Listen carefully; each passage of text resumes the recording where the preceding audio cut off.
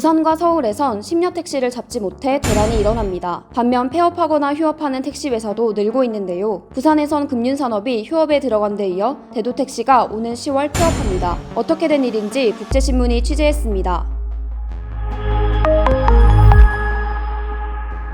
전국택시운송사업조합연합회에 따르면 올해 6월 기준 전국 택시는 24만 9,620대, 코로나19가 확산하기 전인 2019년 25만 1,793대와 비슷한 수준입니다. 반면 법인 택시기사는 10만 2,320명에서 7만 4,571명으로 약 27% 감소했습니다. 부산도 사정은 비슷합니다. 부산의 등록 택시는 2019년 2만 4,377대에서 올해 2만 3,892대로 약 2% 감소에 그쳤는데 법인 택시기사는 1만 649명 에서 7,095명으로 33% 줄어들었습니다. 부산시 조사 결과에 따르면 운수 종사원은 매년 감소하고 있으며 휴차율은 33%, 가동률은 겨우 67% 수준에 그치고 있습니다. 도로를 위를 달려야 하는 택시들이 운행할 사람이 없어 회사 착오되어서 계약 없이 멈춰 있는 것입니다. 심야 시간에 택시 대란이 일어나는 근본적인 원인은 법인 택시 기사 수가 줄었기 때문입니다. 고령자 비율이 높은 개인 택시 기사들은 야간보다 주간 운행을 선호합니다. 근데 법인 택시 같은 경우는 좀 다르죠. 이제 근로를 하고 근로에 대한 급여를 받기 때문에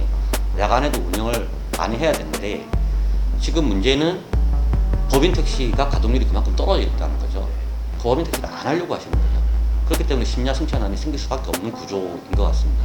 최근에는 법인 택시 사장님들이 법원 앞에서 1인 시위를 하기도 했습니다. 대법원이 소정근로시간제를 둘러싼 소송에서 택시 노동조합의 손을 들어줬기 때문인데요. 소정근로시간제는 택시기사처럼 근로시간을 산정하기 어려운 경우 노사가 정한 시간만큼 임금을 주는 제도입니다. 대법원은 사측이 최저임금 적용을 회피할 의도로 소정근로시간을 단축해 임금협약을 체결한 것은 탈법행위로 무효라고 판결했습니다. 법인 택시기사들은 소정근로시간 단축으로 최저임금에도 못 미치는 월급을 받은 만큼 미지급 된 최저임금을 보전하라고 주장합니다. 그러자 사측은 코로나19로 경영난이 심화하는데 최저시급이 오르면 경영난이 가중될 수밖에 없다고 반발합니다. 실제로 택시 195대를 보유한 금융산업은 올해 7월 부산에서 처음으로 휴업에 들어갔습니다. 우리가 나가면은 보통 12시간 일하잖아요. 사람 찾으러 다니고 이런 거는 책정을 안 하는 거예요. 소정근로시간 대법원 판결이 2019년 4월 18일에 났단 말입니다. 2019년도 이후부터 지금까지도 최저임금을 못 받고 있어요. 택시회사의 입장은 다릅니다. 노동자 관리 감독이 불가능한 업종의 특수성을 고려해야 한다는 것입니다. 산학금을 인상을 하는 것보다는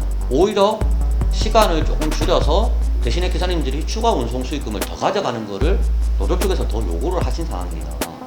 그렇게 해서 노사가 합의를 한 상황인데 그거를 이제 와서 그거는 최저임금에 대한 잠탈이다 라고 이야기를 하시니 저 입장에서는 정말 너무 답답한 일입니다. 부산 사상구의 대도택시는 경영난이 가중되자 오는 10월 폐업을 결정했습니다. 부산에서 법인 택시가 폐업하는 것도 이번이 처음입니다. 대도택시의 폐업은 굉장히 충격적이죠. 굉장히 충격적이고 그러니까 부산 시내 96개의 법인 택시 회사가 있는데 대도택시는 어떤 면으로 보더라도 상위에 들어가는 회사였습니다.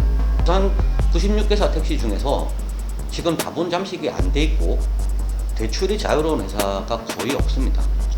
그렇기 때문에 지금 이제 폐업이 부산에서부터 시작을 되고 있는데 아마 이런 거는 전체적으로 다 확산이 되지 않을까. 부산시는 택시 대란을 해소하기 위해 연말까지 심야 시간 택시 부재 해제를 추진 중입니다. 또 특례 보증 지원을 검토 중인데요. 택시 업계는 보다 실효성 있는 해결책이 필요하다는 입장입니다. 사회적 거리두기 완화되는 그 시점쯤에 심야 시간대에 대란이 있어가지고 연말까지 시범적으로 부재하는 거를 완화를 했거든요. 택시 노사는 경영난 해소를 위해 택시 요금 인상을 요구합니다. 부산시는 내년 용역을 실시해 요금 인상의 타당성을 판단하겠다는 입장입니다. 그 택시 요금을 인상해야 됩니다.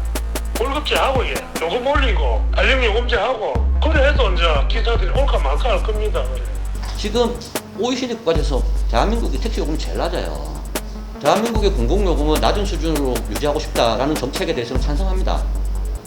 그러려면 재정 지원을 하든지 버스와 지하철처럼 택시 요금 잠깐 올려주면 어겠느냐. 말하자면 임시 방편이지 그게 장기적인 안목이 아니지 않습니까? 이 택시 타는 소비자와 업주와 택시 기사와 괴리가 너무 심해요. 그 소비자 입장이라든가 하는 것을 것을 한 영역을 해서 서로의 계리를 좀 좁혀가면서 커뮤니케이션을 좀 해야 되겠네요. 코로나19를 계기로 깊어지고 있는 택시 산업의 위기. 정부와 택시 노사가 머리를 맞대고 해법을 찾아야 할 것으로 보입니다. 국제신문이 전해드렸습니다.